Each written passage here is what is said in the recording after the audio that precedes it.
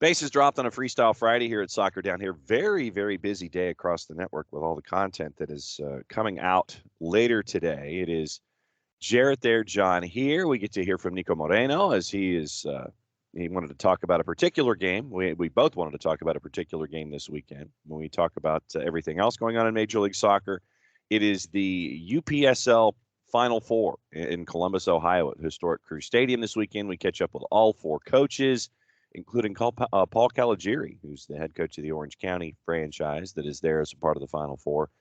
And we've got our conversation with Michael Parkhurst and Beyond Goals Mentoring. So very, very busy day across the platform. So we will waste no time because it's that particular time where we get ready for the week that was. But if we're going to have our kickoff, our morning kickoff, first and foremost, as I sit here and stare to my right at the big banner that I'm supposed to promote every single day, kickoffcoffeeco.com. And you can follow along at Kickoff Coffee on Twitter, on Facebook, and on Instagram at Kickoff Coffee CO. Thanks to everyone who has invested so far in Kickoff Coffee and get to celebrate your cup of coffee however you wish to, on whatever time of day you wish to. Thanks to everybody who has invested in Kickoff Coffee so far. Soccer Down Here 15 is your code so that you can invest and get your Kickoff Coffee in whichever flavors you like. But remember that they roll over 10% and lean that into youth development, which is something very, very cool that our friends at Kickoff Coffee are doing. KickoffCoffeeCO.com. And it is the morning kickoff. And for the morning kickoff, I yield first to Jarrett Smith. So it's something that, I feel like we've talked a lot about the twos recently and the kids in the academy. We literally just did a show at Red Hair where we talked to the academy director, U16 coach, a guy named Kevin Kraft, who some people still remember here in Atlanta. It is then appropriate that we get the news that Mexico's U18 team appears to be calling up Johnny Vial. Now, if you are not a regular subscriber to the twos world or to the academy world, Johnny Vial is a very, very, very crafty and technical midfielder who plays for Atlanta United too. Has come through the academy. He is recognizable in the sense that he is a tiny human being with really big hair. Kind of looks like a mushroom, but he is insanely talented with the ball at his feet. A lot of fun to watch, and a great sign that he's getting this opportunity to possibly come up and play with some national team experience under his shoulder, under his belt now. And you hope to continue seeing more of it. It's been a really busy week and a really busy month, honestly, for a lot of these kids at the academy. And he's one that's earned it this year. He's been one of these players who really had to grow into playing against grown men. We got the news yesterday that Atlanta United 2 is going to play in MLS Next Pro. They've been playing in USL since 2018. And a lot of times that's featured kids his age having to go up against grown men. It's been tough at times. You can see how tough it is sometimes for them. But we talked about this when we were at Red Hair the other night. That the thing with Vial and the thing that stuck out to me, John, when we did our last game, was Alan Carlton fit into this bill as well. And we haven't seen Alan Carlton in a while for that. Guys look more like they're actively trying to influence the game as opposed to being a participant in the game. They're actively trying to make things happen. They're trying to drive the game with their movement, with their decision making, as opposed to trying to tread water. They're trying to swim through the current instead of just trying to ride the current. And it's interesting to see that, and this is my opinion as I'm watching it. People might see it differently. That's totally cool. But it's interesting to watch these guys grow and build not only just the physical gifts, which a lot of them, again, they're 17-year-old playing against adults. They're already incredibly talented, incredibly physically gifted. But now you're seeing the mental and the emotional growth that comes with that, the confidence comes with that, to be able to play against adults and to do it confidently. It's very impressive to see. So congratulations to Johnny Vial, who has absolutely earned this with the work he's done. And I really look forward. He's one to watch as kind of that next stage, because we know now, we've talked enough about Johnny Forge, and I think that you got an idea what he is. We've talked a lot about Noah Cobb, almost ad nauseum, that Noah Cobb has absolutely exploded into a very, very dangerous center back for the future. Johnny Viall might be, one of the leaders of that next crop that comes through. So he's one absolutely to watch. It's great to see for him. And that's our morning kickoff, brought to us by our friends at Kickoff Coffee. KickoffCoffeeCO.com on the web. Kickoff Coffee CO on Twitter, on Facebook, and on Instagram. Soccer Down Here 15 is your code to get 15% off, and then will turn around 10% of the proceeds toward youth development. Very, very cool stuff from our friends at Kickoff Coffee, KickoffCoffeeCO.com. So now it's time to get into, since yesterday was the end of the secondary transfer window, it was interesting on a couple of different fronts, but the biggest name yesterday was Ricky Puig.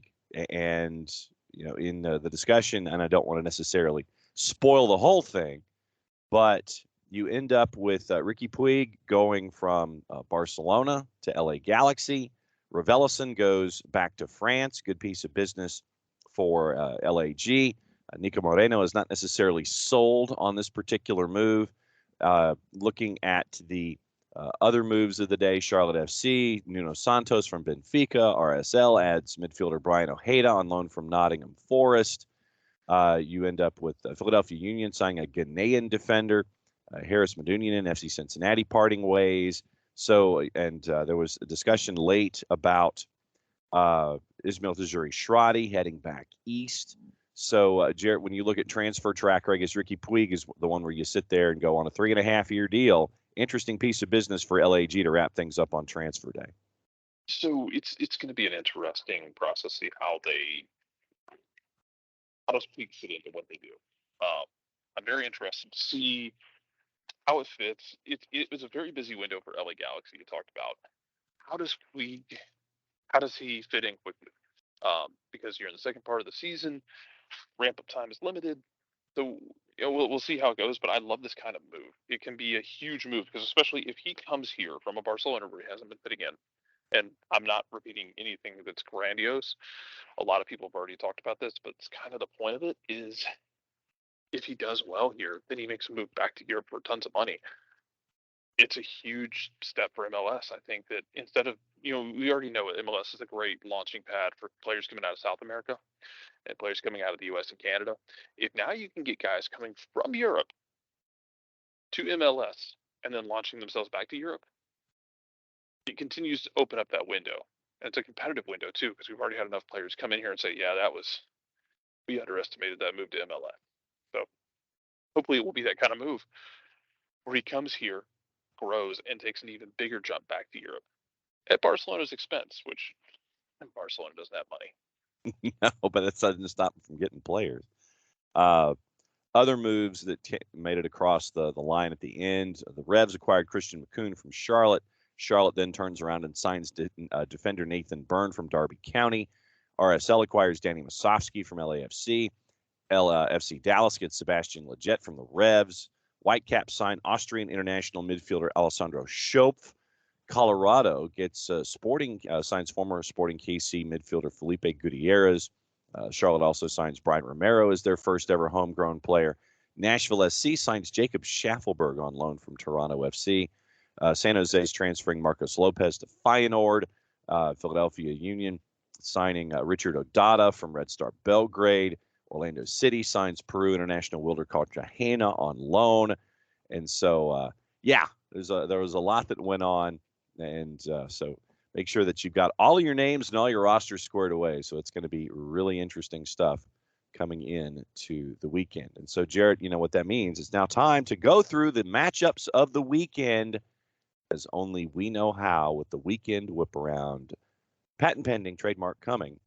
And, we'll just do it like we do with Cliffhanger. If there's a game that you don't want any fun facts on because you're so confident about it, and we'll finish up by talking about Atlanta and Seattle, then we'll just completely and totally blow past it. So we'll start Friday Night Football in Vancouver. Vancouver and Houston. Vancouver's a plus 119. Your draw's a plus 254. Houston is a plus 216.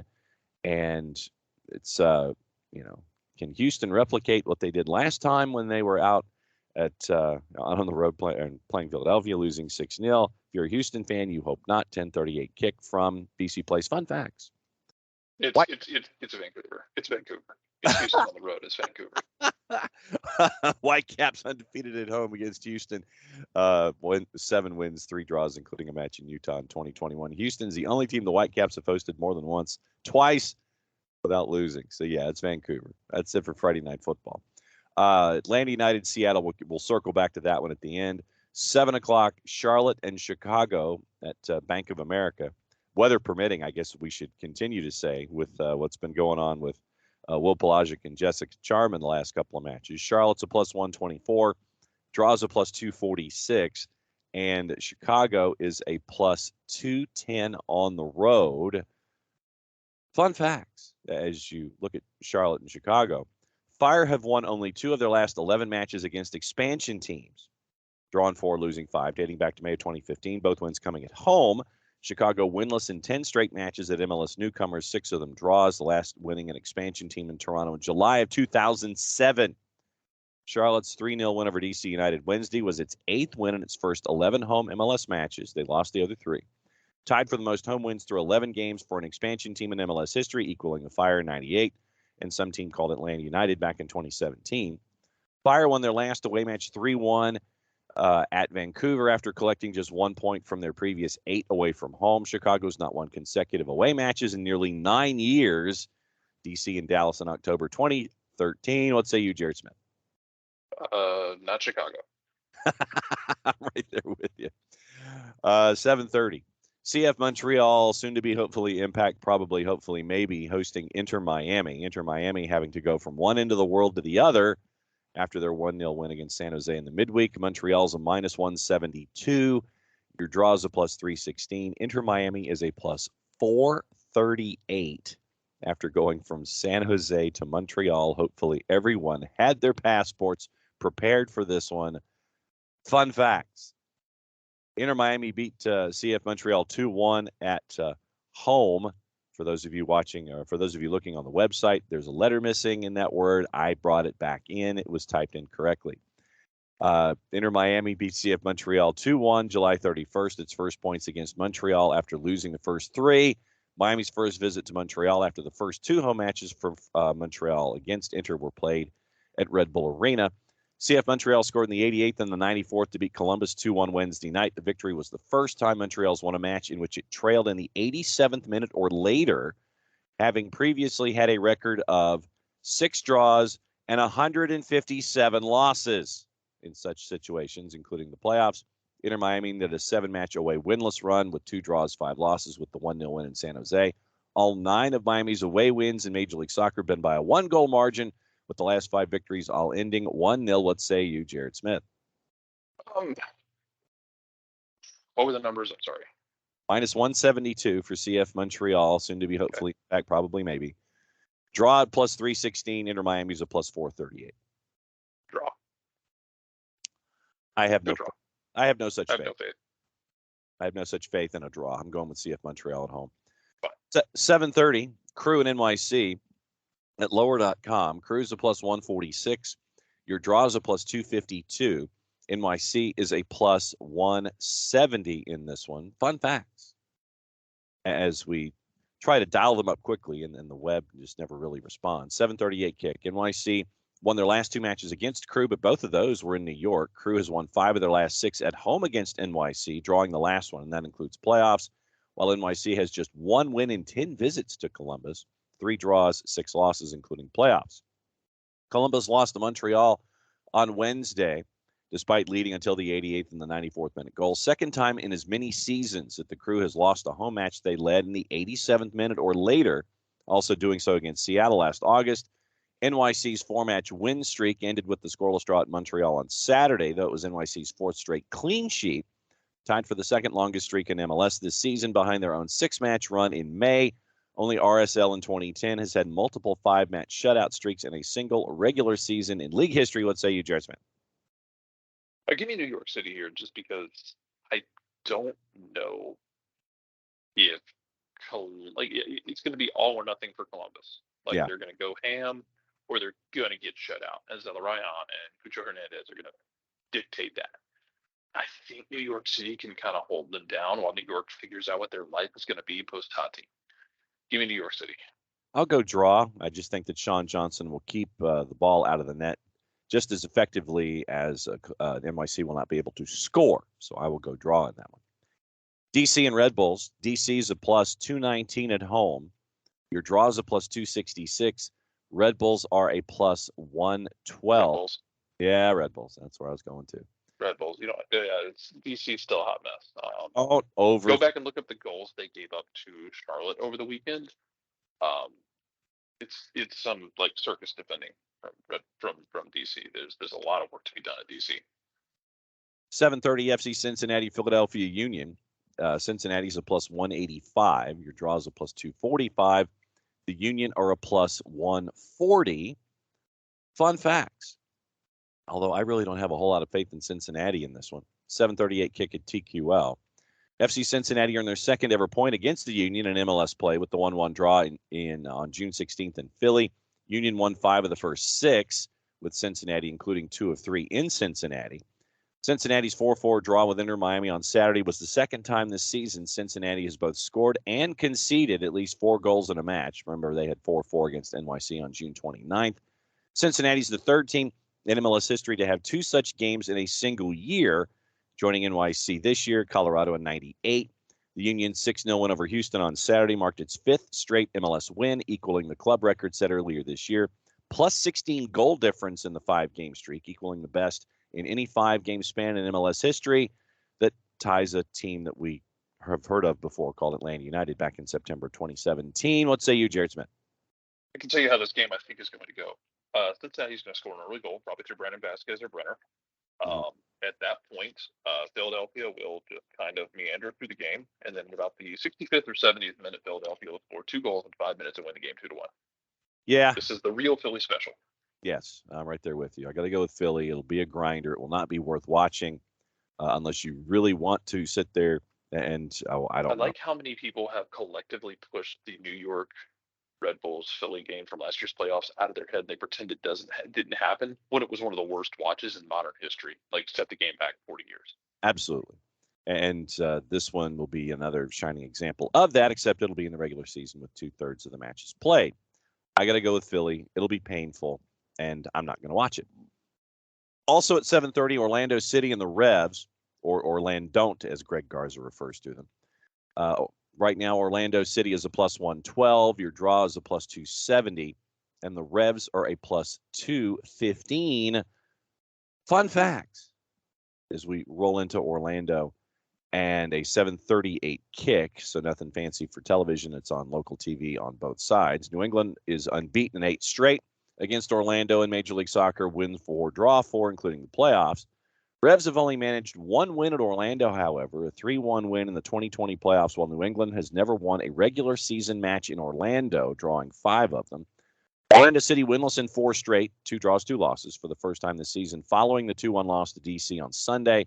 They've also lost consecutive matches for the second time in 2022, though they haven't lost 3 straight since a 4-game losing run last September. The Revs are winless in 6 straight, 2 of them draws, the other 4 losses, and have just 3 wins in their last 13 league matches. 8 of those are draws. The 6-match winless run is New England's longest under Bruce Arena and longest since a 9-match streak. 3 of them draws, 6 of them losses in July through September 2018. What say you, Jerry Smith? They have flipped a coin, and I've chosen Orlando because Orlando is the most schizophrenic team, and I don't ever know what to pick. I'm just picking that because why not? Yeah, exactly. Because I have 0 faith in both, I'm going to go draw, and I'll take the 270 and run. 8 o'clock Eastern, Nashville and Toronto, the Jacob Schaffelberg Bowl. Nashville's a minus 118 at Geodis. Their draw is a plus 282. Toronto is a plus 290. Sorry, Toronto is a plus 290. That second T, while part of the spelling is not emphasized. Fun facts at Geodis. 8 o'clock, 8:08 kick. 3 meetings between Nashville and Toronto last season saw each team win by 1 goal at home and draw 1-1 in Toronto in August. Only meeting in 2020 was a 1-0 extra time playoff win for expansion Nashville against the then reigning Eastern Conference champ Toronto. Nashville's winless run reached a season-high 4 straight, 3 of them draws. After the draw in Portland on Wednesday, Nashville has had only 1 longer winless run in the club's Major League Soccer history, going 6 straight, 5 of those draws without a victory in September and October 21. Toronto is yet to win on the road this season, following the scoreless draw in New England. Reds are winless in 19 straight away matches, 13 of those losses dating back to last July. There have been just 7 stretches of 20 or more consecutive road games without a win in MLS club history, including the playoffs. What say you, Jared Smith? What has 2 thumbs and does not trust Nashville as far as he can throw them? That would be me. I was going to say that'd be Smith. But do you trust that would be Toronto? Do you trust Toronto more than you don't trust now? I trust Toronto to make everyone's life difficult. Give me the draw here, another draw and another missed opportunity for Nashville to create some separation. I think Nashville's going to make the playoffs just fine. But the degree to which Nashville just refuses to actually get better and to take that next step is going to cost them when they have to go in the playoffs and go play at some point a road game at TQL or a road game in Los Angeles. And they will have no one to blame but themselves. I say that knowing, look, that Portland game was weird the other night. You had 2 goals really early in that game. Looked like we were about to get a drunken mess. And then it was a mess. Nashville, rightly so, feels like they had 2 penalties taken away that they should have had. And then at the very end, Joe Willis comes up, makes a couple of really good saves to keep Portland from snatching it at the very end. It was a weird game. Nashville's in a weird spot. They can't seem to get over the hump. But then at the same time, they're not really getting much of a break. If that sounds familiar. Yes. Yeah, it should. But I don't think Nashville's a bad team. We've talked about this before. Like, Nashville hasn't really taken the jump we expected from year 1, year 2, into year 3. Like, look, year 1 was amazing. Shocked everybody. Everyone was talking about Miami, and Nashville came out and just ate everyone's lunch. Yeah, I'm with you. Year 2 was more of the same. Hani Mukhtar looks like an incredible player, one of the best in the league, and can help dictate that team. But year 3 is just more of the same, and you kind of have to take that jump because that's the way the league is. Even if you try something and it fails, you kind of have to make a jump somewhere. You have to reach out and try something, even if it doesn't work. At least that's my philosophy on this: is you have to make the effort to we're gonna try and take a risk in one area, and it might be a calculated risk, it might be a wild risk, but you gotta try and get better in some area. And if it backfires, that sucks. It's better than not trying. It just kind of feels like they were just treading water. Yep. Yeah. Akilova being an absolute dud of a DP does not help them at all. No. And Nico and I got into that conversation as well about the DP duds and signings from Nashville that leave people scratching their heads. And so catch up with Nico on the conversation on the network also later today. But yeah, since I'm with you, I don't think Nashville scores a whole lot, and I don't think Toronto scores a whole lot on the road. So therefore, I'll go with the plus 282 and take it and run. Yeah, Nashville doesn't score a lot, but then when they do score, their defense isn't as like locked down, suffocating as it has been. Yeah, it's been kind of wild, honestly, to me. Like, yeah, their defense just hasn't rippled you and removed all of your hope the way it had in the past. Yeah. So I'm with you. I'm right there with you. I think this will be a frustrating game for folks to watch, but it might be interesting just because of the talent on display, and see what they can handle. 8:30, Sporting's hosting LAG. Sporting at home is a road dog. LAG. At a plus 164. Your draws a plus 59. Sporting's a kick dog at this point. Yeah. God bless him. God bless Peter Burmese for what he's done. Yeah. We've talked about this. I don't think you're firing Peter Burmese because he is in charge of a lot of stuff there. He is the Grand Poobah. Mm-hmm. But if it repeats next year, you're doing that. Yeah. This year was injury riddled and chaotic. And no 6. Yeah, well, that's part of it. That's part of the injury riddle part. You didn't really have a backup in that situation. I think you've got to move on from Alan Pulido. Alan Pulido is insanely talented at that number 9, but he can't stay healthy. No. You got to go get a number 9 from somewhere else. Yeah. And I love Alan Pulido. He's so much fun. But if he can't play, if he can't stay on the field, I mean, I don't know how many. If he gets, especially if he gets hurt again next year, I think you got to be done. You got to be thinking, okay, we got to do something else. This cannot keep happening. We Yep. gotta have other options. Yeah, I'm with you. LAG at a plus 150 on the road at Sporting Kansas City. 9 o'clock Eastern, because of the 174-degree temperatures at Q2. Austin hosting San Jose. Austin's a minus 167. Your draw's a plus 341. San Jose's a plus 386. I got to go with Austin here as Sebastian Driussi continues to chase after MVP candidacy. So everyone talked about this over the week, and I liked the conversation we were all having about it because it was the idea of like Sebastian Driussi being the MVP front runner. Like, yes, and it's cool because he wasn't the front runner all year. It's changed hands a couple of times. To start the year, it was Jordy Mihailovic looked like he was that guy, and Jordy Mihailovic slowed down, had injuries, and Sebastian Driussi just picked it up and run with it. Really cool to watch. Really fun to see him become that guy.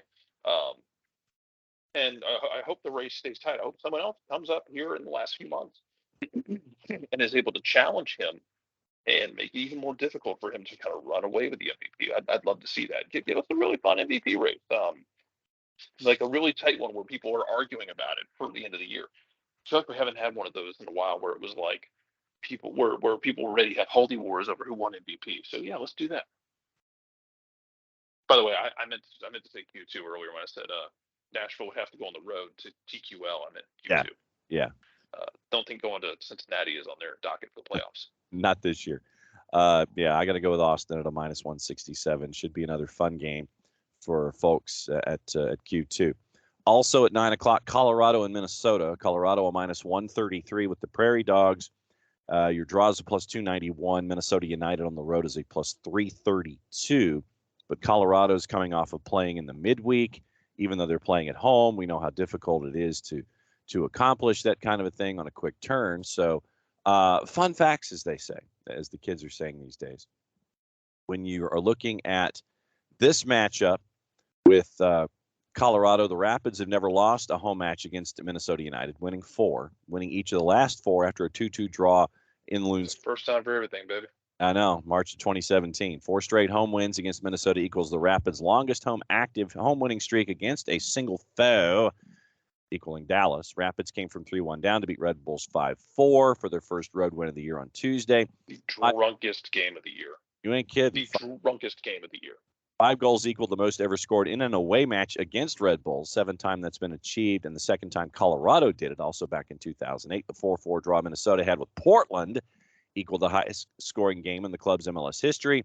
Draw also extended Minnesota's unbeaten run to 7, winning 5, one shy of the longest regular season unbeaten run in club history. 8 straight from September to November of 2020.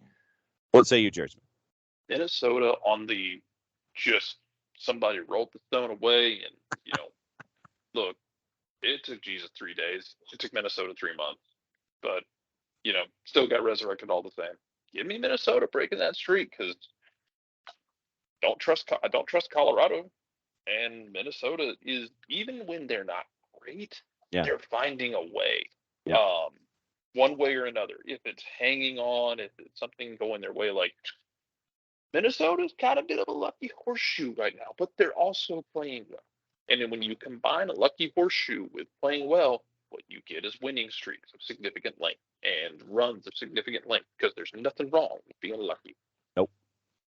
I like Minnesota in this one, especially at that plus 330 number. And Colorado, I think they spent themselves with the comeback and the big win in the midweek. So I've got to go with Minnesota in that one as well. 2 more before we talk about Atlanta United and Seattle. RSL and LAFC, 10 o'clock at Rio Tinto. RSL's a plus 167. Your draw's a plus 259. LAFC is a plus 146. Fun facts in this one.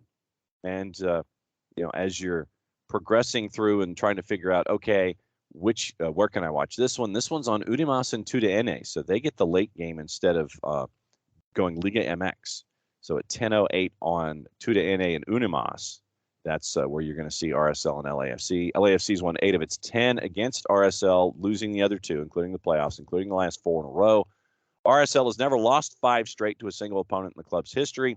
RSL avoided their first losing streak of the season thanks to a stoppage time goal by Jefferson Savarino for the 2-2 draw against San Jose. Still, RSL just has 1 win in their last 7. 3 draws, 3 losses after winning 5 of their previous 7. 2 of them were losses. LAFC's 2-1 win over Seattle on Friday took them to 48 points through 22 games this year.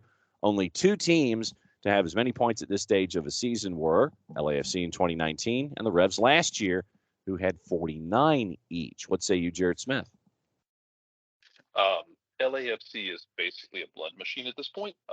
You put something in and blood comes out the other way. So, yeah, LAFC going on the road and finding 3 points again because it just look, MLS Cup playoffs are going to be weird when teams tighten up, and LAFC will tighten up as well because just how it goes. But give me LAFC in the win here. Yeah, I think RSL is on the struggle bus right now, so I've got to go with LAFC. Oh, yeah. Last one on the board for Saturday. Portland and FC Dallas. Portland a plus 112 at home at Providence Park. Your draw's a plus 269. Dallas is a plus 217. After seeing what I've seen with Dallas on the road, I got to go with Portland. And once again, woe unto those who doubt Giovanni Savarese. All the times that the shovels are brought out and they scoop up the dirt, Gio just sits there and he waves his finger at you, and it's like, nope, not happening. Not happening. So I got to go with Portland here at home. I just don't have any faith with Dallas on the road. I'm not even going to Fun Facts for this one. No, Gio is basically pulling the Uma Thurman in the second iteration of Kill Bill. Like he is digging out of his own grave at any given moment. Yeah, can be Portland. Sure, why not? Dallas was very well on the weekend. Look, I mean, I know it was in Seattle, but look, Seattle pulled off the greatest feat we've seen in MLS this year that we've all been waiting so long for by winning CONCACAF Champions League. Yeah. And they should fly that flag forever. The fact that MLS told them they could only wear the patch like 3 times is the biggest crock of BS I have seen from MLS in a long time, which is saying something. Seattle should have basically given the finger to MLS and just won the whole damn thing. I would have made my whole kit out of that if my club had won it. Pay the fine. Pay the fine. Don't absolutely care. Wear that damn thing. You make the whole kit out of CONCACAF Champions League prizes. Mm-hmm. That being said, man, Seattle hasn't really been great as of late, and Dallas just looked kind of in that game. Mm-hmm. I don't like their chances here. Nope, right there with you. Right, even though right now Dallas is in 4th with 35 points, 1 less win than Minnesota United. Just their road form for me has been somewhat disconcerting. In Portland, they're unbeaten in their last 5. Yes, I know they've only won 2 of them, but right now Portland, this will be their 25th game, so they'll only have, they'll be one of the ones that'll have less than 10 to go after this weekend. All right, Atlanta and Seattle. Seattle played in the midweek, and they get to turn around, fly across country, and be the first match on Saturday afternoon. What say you, Jarrett Smith? Yeah. I mean, it's going to be a mess. I do enjoy the fact that you have like the I think it was I already said, it was like, oh, Seattle, it's time to kill soccer again. They're not going to kill soccer again.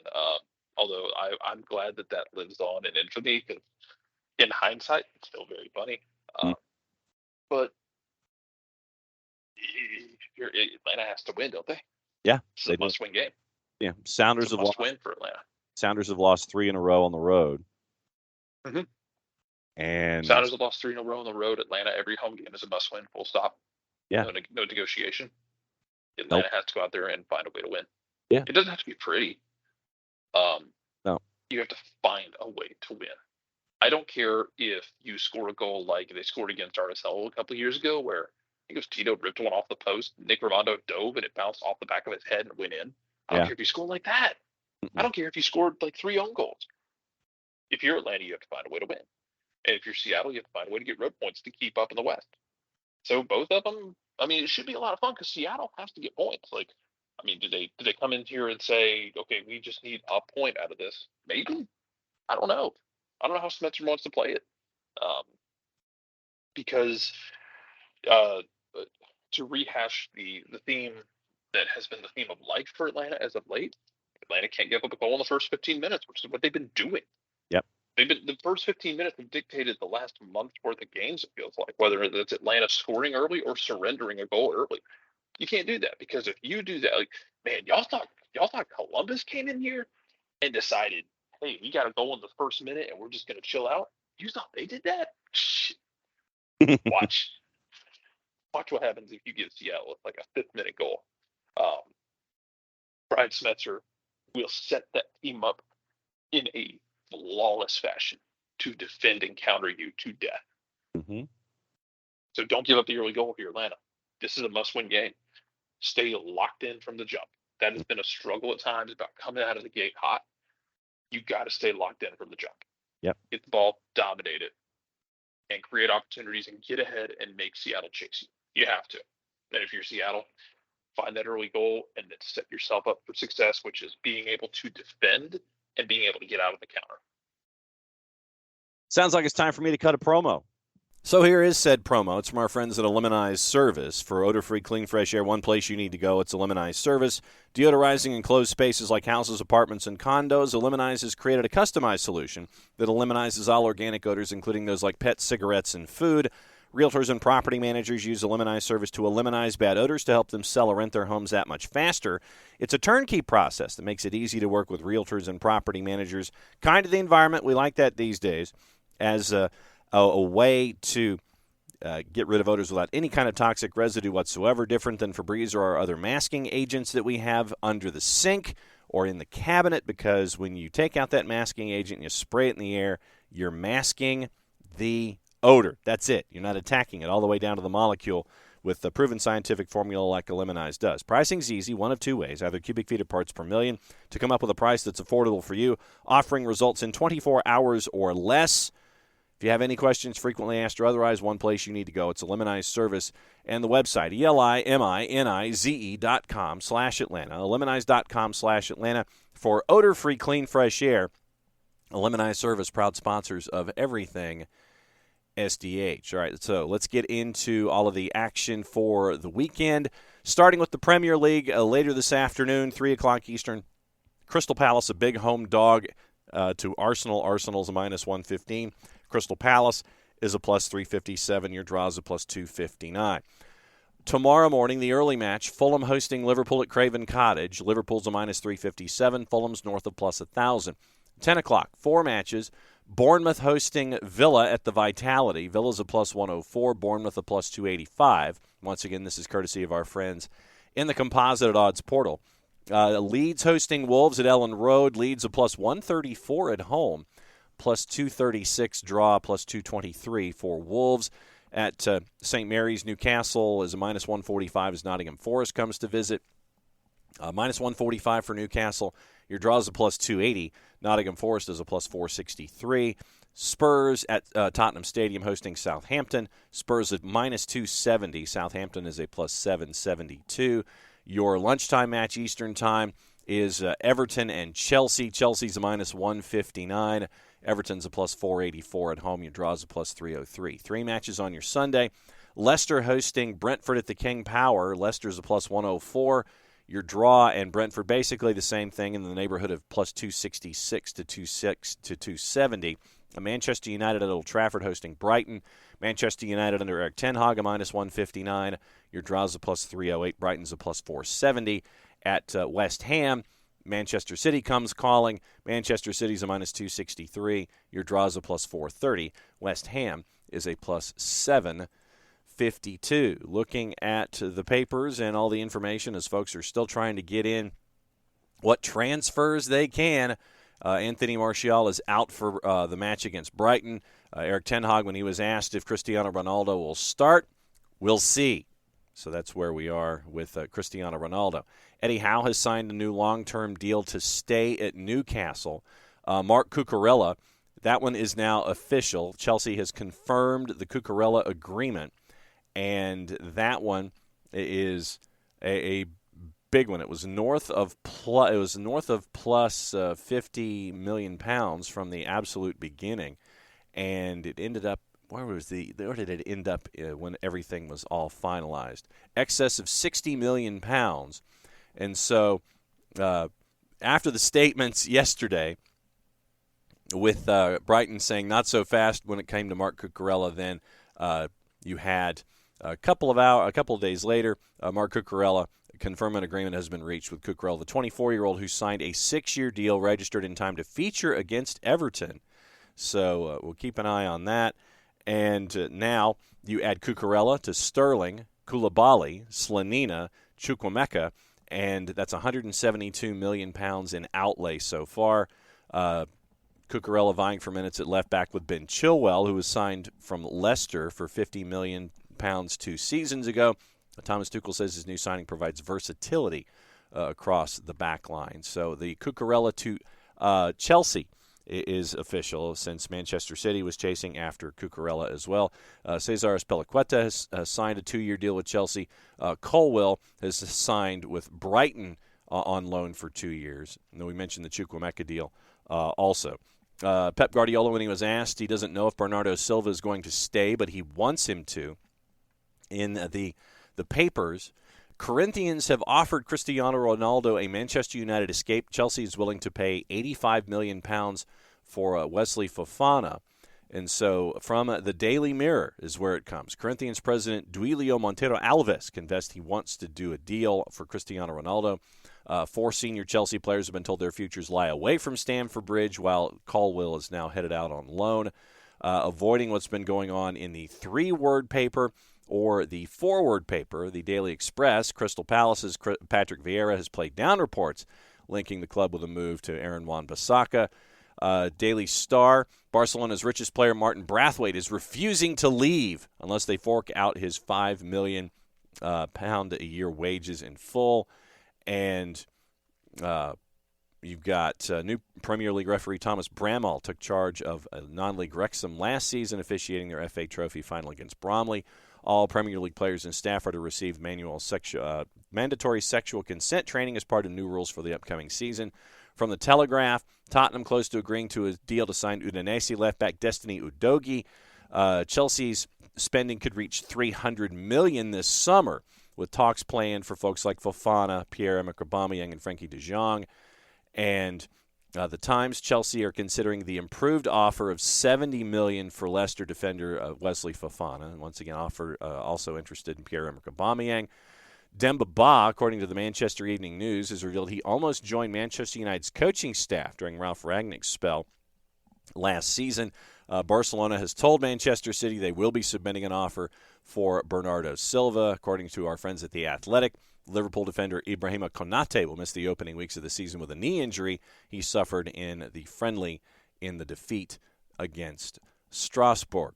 Also on the board, it looks like Marcus Alonso is closer to moving to Barcelona as a new candidate at left back, one of 3 or 4 options on the list now considered by the board.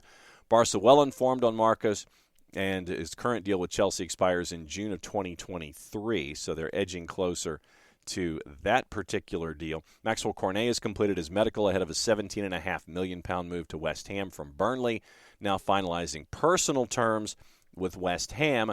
Jordan Larson, son of Henrik Larsson, has now joined Schalke. So we have a Larson in Schalke as well. Everton has signed on the women's team. They've signed Sarah and Karen Holmgard from Turbine Potsdam. The twins are arriving on 2-year deals as well there.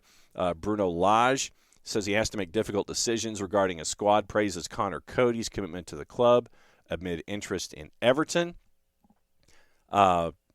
With Eddie Howe signing the new long-term contract, terms not necessarily disclosed, but both Dan Ashworth and Eddie Howe came out with a couple of sentences each saying that they are really looking forward to the future.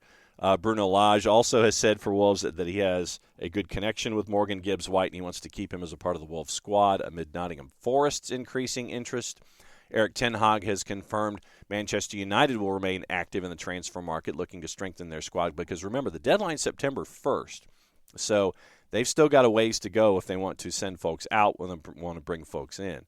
So that will be interesting to see how things are with the Premier League between now and September 1st.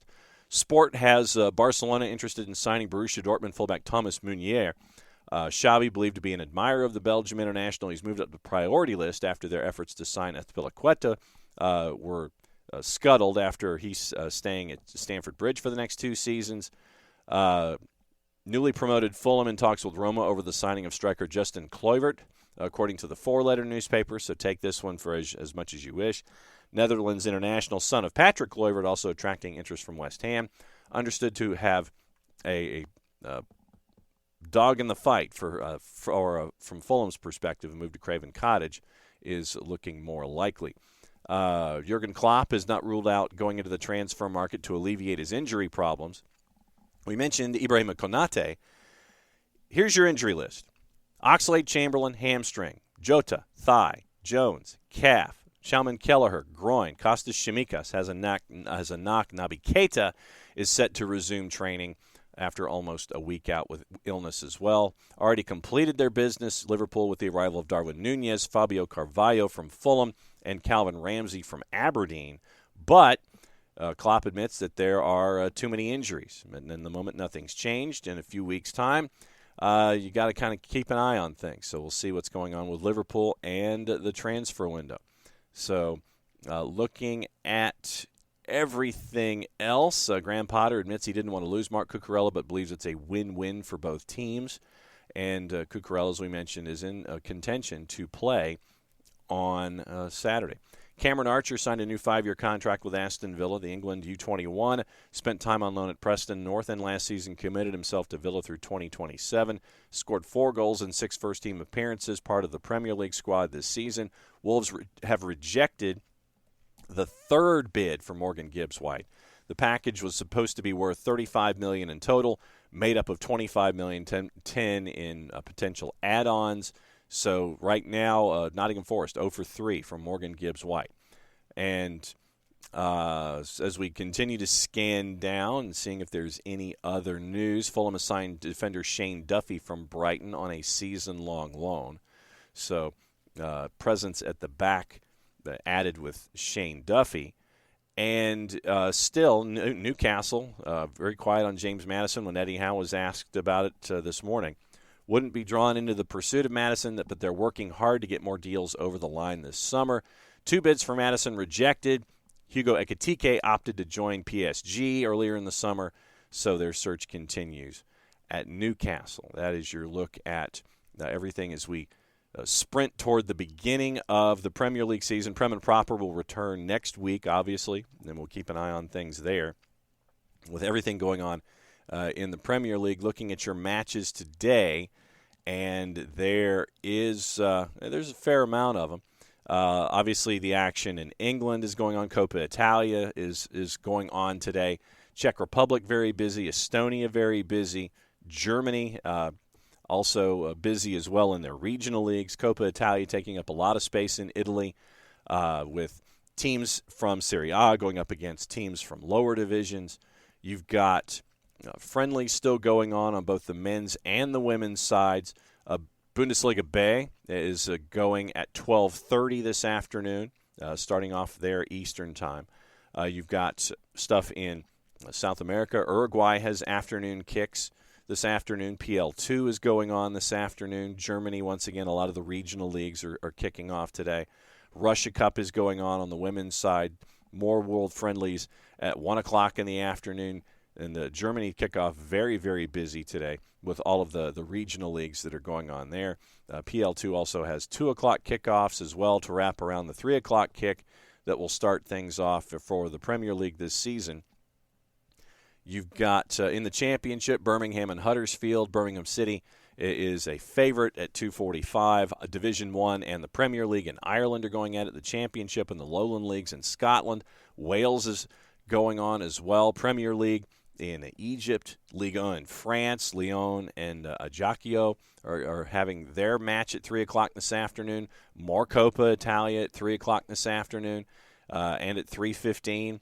You've got Costa Rica's Liga de Ascenso going on, Primera Division in Venezuela, Liga Profesional de Football in Argentina with Gimnasia and Godoy Cruz at 6. Liga de Expansión in Mexico, Zacatecas Mineros and Atlante. Liga MX Femenil is going on at 6:05. You've got League One with Charlotte Independence and Forward Madison. That one's at 7.